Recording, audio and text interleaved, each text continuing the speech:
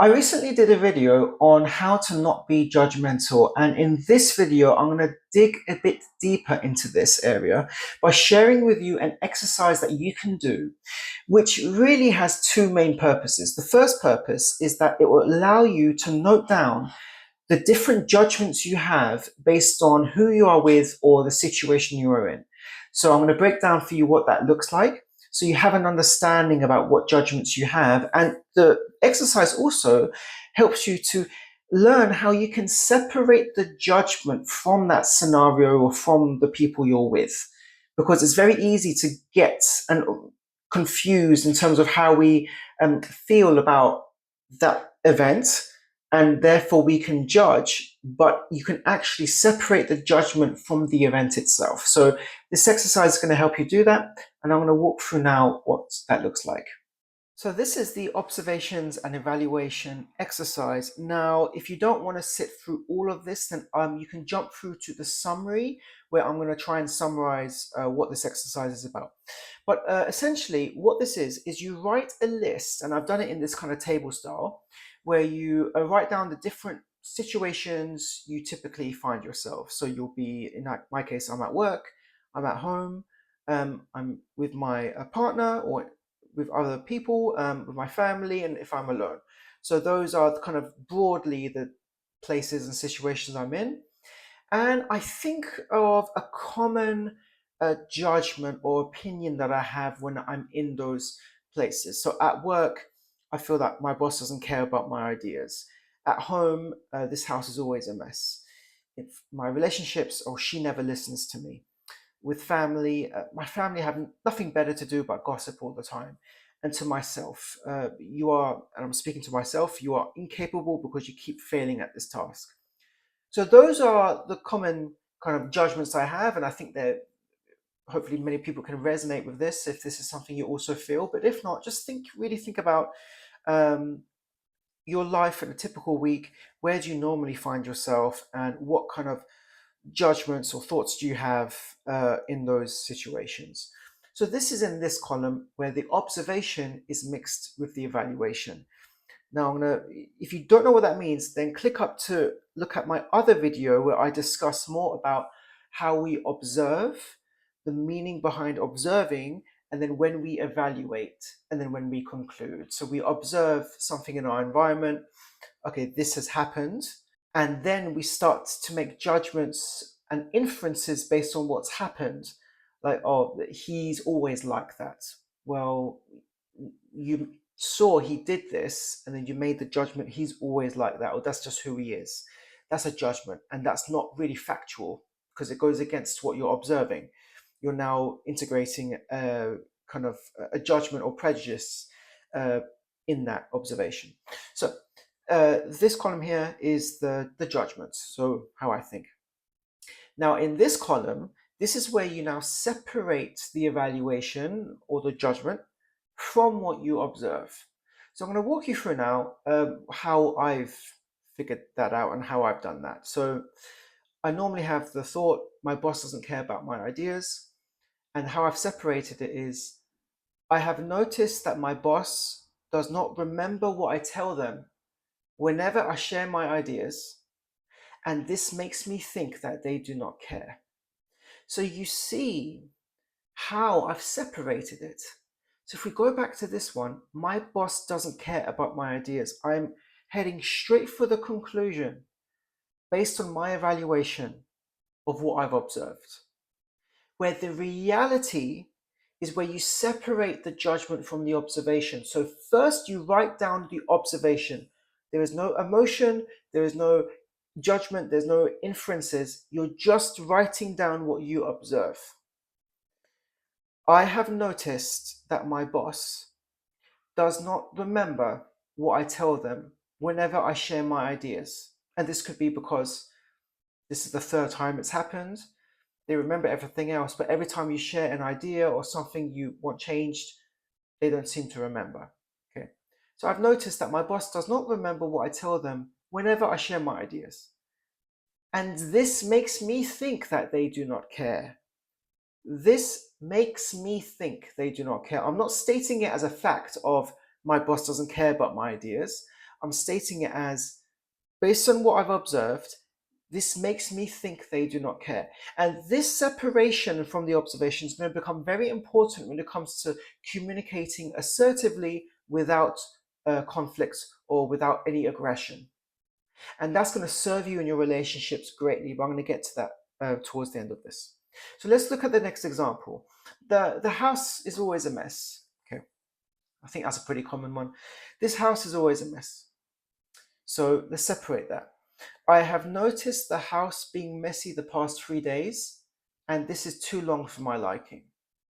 So the fact that I'm saying this house is always a mess, clearly it's already too late. We've left it too late. I'm now upset by this and I'm just jumping straight to that judgment.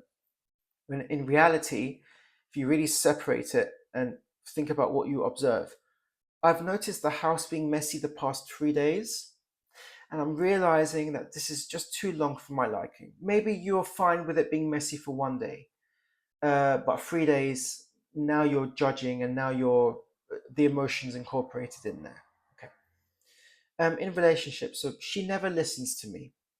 And again, when you're writing down your judgments, spot these words: never, always, doesn't, nothing, incapable. All these very strong, concrete words that don't meet up with reality because it's not the case as we're seeing. So let's go back to that example. She never listens to me. Whereas what's happening is I have noticed that she avoids eye contact with me whenever I talk about this topic. So it's not that she never listens to me. She listens, but whenever I bring up this topic, I've noticed she avoids eye contact. Probably something going on there where she's uncomfortable. You might miss the 95% of the time she does listen, but that 5% she doesn't, you notice it and you zone in on it. And we can, all of us, I think, exaggerate situations of he never does this, she always does this. Is an exaggeration. And so that's why this exercise is so helpful, because it just grounds you in what's really going on. So my family have nothing better to do but gossip all the time. So again, my family have nothing better to do but then gossip all the time. So the judgment is they gossip all the time. There's nothing else going on. But what I'm observing is actually, I have noticed that my family talk about other people and I do not feel comfortable being involved. So it's not that they have nothing better to do. It's not even necessarily that they gossip all the time, because I'm not with them all the time. I don't know. But what I've noticed is that my family, when they talk about other people, I don't feel comfortable being involved. Maybe that's why I jump to this judgment of they have nothing better to do but gossip all the time, because I don't actually like it. I don't feel comfortable with that. It doesn't align with my values. So again, it's a way that we're jumping and exaggerating on something we're taking something that's happening and we're stretching it out as if it's all happening all the time. And the reality is it's not. So let's go to the last example. If I'm alone, I say to myself, you are incapable because you keep failing at this task. All right. And again, this mirrors a very common thought a lot of my clients have shared. Is your failure. So you keep failing, therefore you're incapable. So let's break this down. I have noticed that I am trying repeatedly to complete this task in the way I want, but I have not been able to meet those standards yet. That is a factual statement. That's true. It's not to say I'm incapable. I might get it tomorrow. So if I achieve what I want the next day, does that mean I'm incapable? No, it doesn't. And just because you keep failing at something doesn't mean you're incapable. It simply means that you are not able to complete that task in the way you want yet. So you have to look at that. Look at the standards you're setting for yourself. Look at the way you're carrying out that task. Maybe the way you're carrying it out is correct, but you're not able to get the job done and finish it because you just need a bit more support. Maybe you need to go to someone who's done that task before, or maybe has the expertise in that task and get some support or guidance. Because you have it in you, you just need to draw it out more. So again, we try to do something, we can't do it, we feel really bad, it demotivates us for doing it the next time. We think, what's the point? There's no, and again, it leads us towards concrete, all or nothing thinking. Either I get it or I don't. If I don't, I'm not even going to try. And these are principles that come up in cognitive behavioral therapy. So to summarize this table, it's just a very helpful way of breaking down the different environments you're in this column, what judgments or common judgments you have in each of those situations. So you can see it here. My boss doesn't care about my ideas. She never listens to me. You are incapable because you keep failing. And then you have the judgment. Now you take that judgment, you focus on it, and you start to think, all right, I need to separate this. I have my judgment, but is that what really is going on here? So the way to help clarify that is to focus on what you observe. So in this case, my boss doesn't care about my ideas. I have noticed that my boss does not remember when I tell them about my ideas, and this makes me think they don't care. So you're separating it. You are incapable because you keep failing at this task. So I separate it. I have noticed that I am trying repeatedly to complete this task, but I have not been able to meet those standards yet. So that will help you to stop judging yourself, stop being critical of yourself, because I think as a society we're very good at doing that, and start to ground yourself in the reality of the situation so that you can become clear-headed and less likely to be sabotaged by negative emotions that arise from these judgments. That's why it's such a useful exercise. And the point I made earlier around why this is an important way to form your communication, because if, let's say, I'm in a relationship, this is a good one, and I communicate to my partner, oh, you never listen to me. When the reality is, I've noticed she avoids eye contact with me whenever I talk about this topic. So this statement, which is a judgment, is false, because she does listen. But because I'm so attuned to when she doesn't listen, I exaggerate it and I cling on to this. She never listens to me. But separate the judgment from the observation and then use this column to communicate how you feel. I'm not saying that you're going to feel good when you separate the judgment from the observation. I'm not saying that.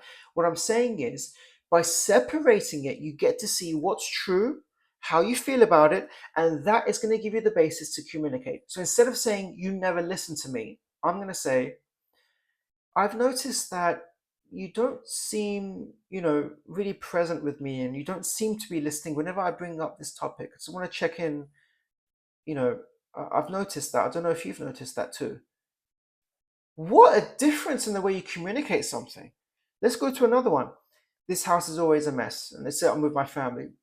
Oh, this house is always a mess. When in reality, I've noticed it's only been a mess for the past 3 days, and that's longer than I'd like. And it's concerning. So I'm going to say, look, I've noticed that for the past 3 days, this house has been really messy, and that's too long for my liking. I think we need to clean this up. So instead of saying this house is always a mess, where you're potentially going to cause a conflict because the person who was cleaning maybe had a really busy time or stressful time at work, they haven't been able to clean up, and now you're saying the house is always a mess, you're not acknowledging the times they have cleaned. Whereas if you focus on this column, you're saying, I've noticed the past 3 days it's been messy, and that's too long for my liking. And then you have a chance to say, can we clean it? Or have you been stressed at work? Or maybe I need to do more to help out, So it forms the basis to collaborate rather than be head-on conflicted with each other. Remember that when we judge based upon what we have observed, and we share that judgment, people are more likely to become resistant to us, defensive, more likely to take things personally, and more likely to be argumentative and engage in conflict because they will miss the true message that we're trying to communicate, because all they hear is the judgment. So this exercise, I hope, helps you to break down how you judge, when you judge, and will allow you to better recognize the judgments you have about those situations and how you can communicate in the way that you really intend to.